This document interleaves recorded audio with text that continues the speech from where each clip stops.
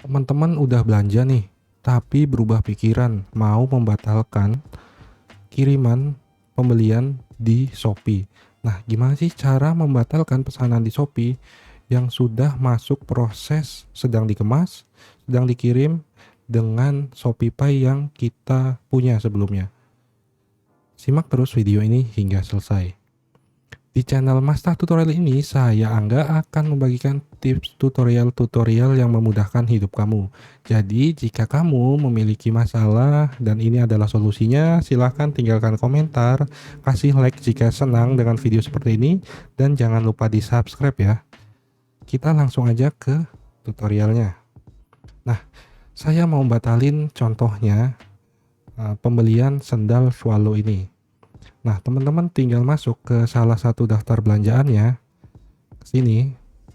Nah, kemudian di-scroll ke bawah. Nah, di sini ada tulisan batalkan pesanan. Kita klik di sini, kita berikan salah satunya alasannya. Misalkan ingin mengubah alamat pengiriman, penjual tidak membalas chat, ingin mengubah rincian, membuat pesanan baru, atau lainnya, atau berubah pikiran kan. Nah, saya akan memilih lainnya atau berubah pikiran. Kemudian kita klik konfirmasi di bawah ini. Nah, itu prosesnya sangat gampang banget ya.